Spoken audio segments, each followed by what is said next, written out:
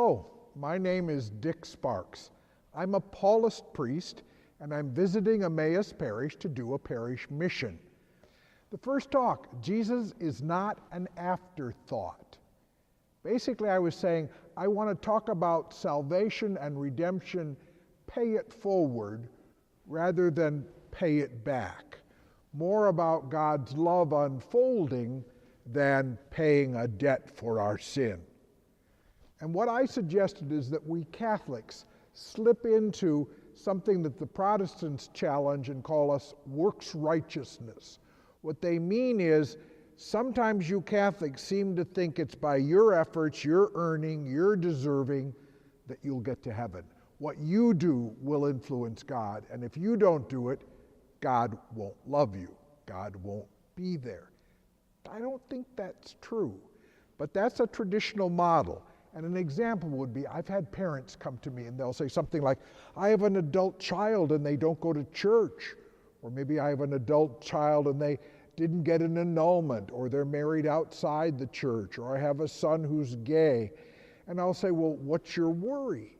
And if they say, well, I'm worried that their life will be hard or things will be difficult, I'll say, well, I empathize. That's very true.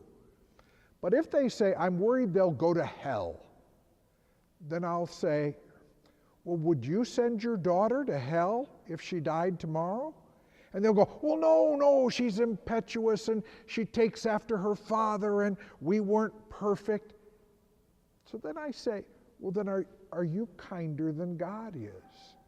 Are you more loving than God is? And they almost think, yes, I love, but God is only fair or just, no more. Well, you might say, well, that's old people in a past view of church, maybe pre-Vatican II.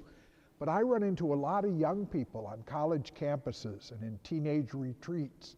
And they'll be saying, oh, God, I'm so wretched. I don't say my morning prayers with enough devotion. And I'll say, well, who does?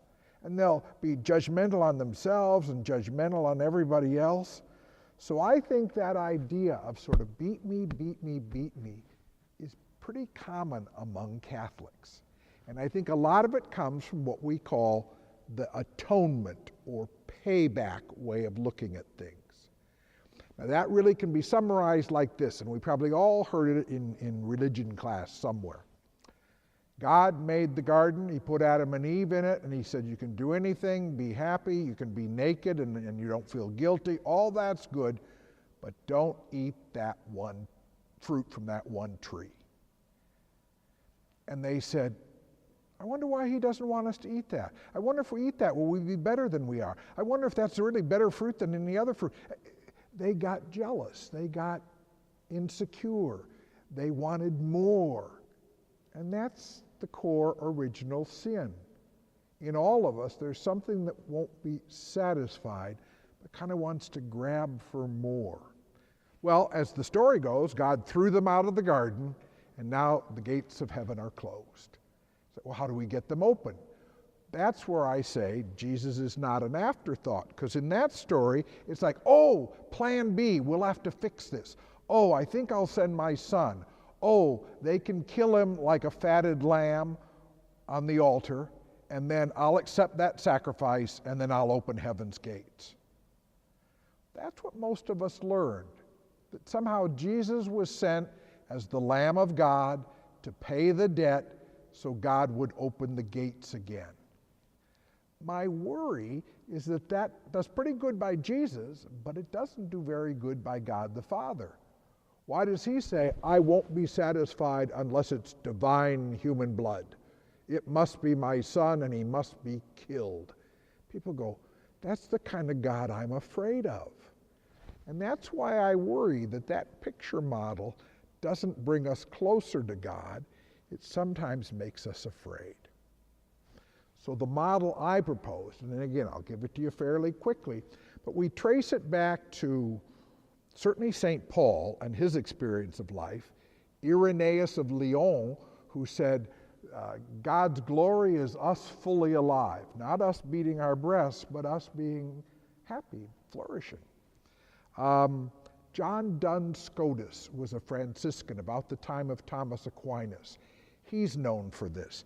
In our day, Richard Rohr is a very popular Franciscan speaker, or Elizabeth Johnson wrote a new book about it by Orbis.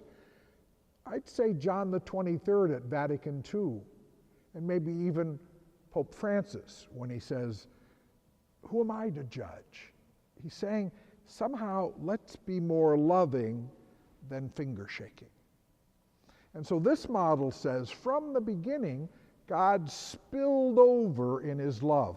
God, like a poet or an artist or a musician, couldn't help but create a beautiful world, a loving world. And he continues to love it.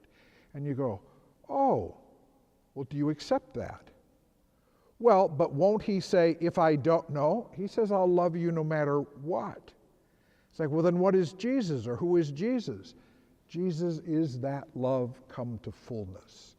In the fullness of time, God comes in Jesus, and we say, wow.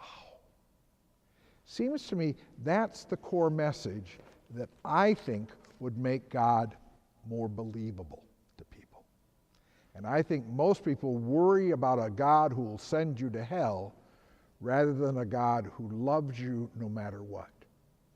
Doesn't mean everything I do is right, doesn't mean I don't do dumb things, doesn't mean I don't cause problems. But God doesn't say, if you cause problems, I stop loving you. No.